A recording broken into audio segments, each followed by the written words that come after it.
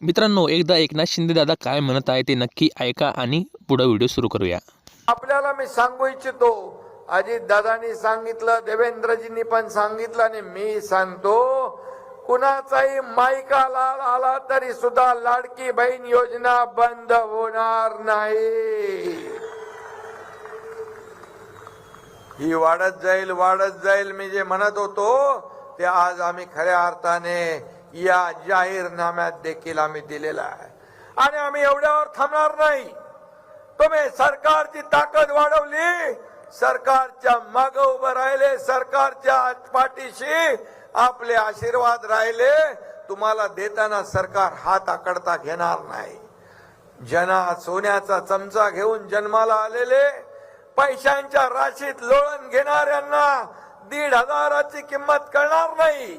पण सर्वसामान्य कुटुंबातल्या प्रत्येक माझ्या माता भगिनींना किंमत आहे, कळते आहे. आज त्यांना एक आर्थिक स्वातंत्र्य मिळाले, स्वतःच्या हक्काचे पैसे त्यांच्या खात्यात मिळू लागले. आज आमच्या महिला भगिनींना मान सन्मान वाढलाय, त्यांचा आत्मनिर्भर त्यांना करतोय.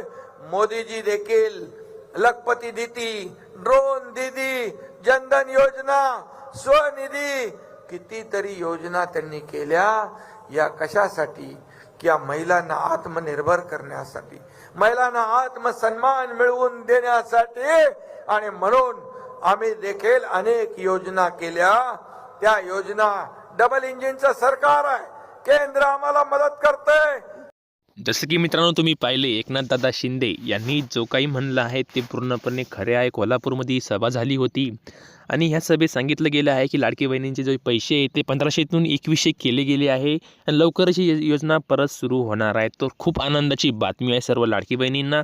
तर हे पैसे तुम्हाला कधी भेटणार, कसे भेटणार पाहूया पुढच्या व्हिडिओमध्ये. तोपर्यंत धन्यवाद.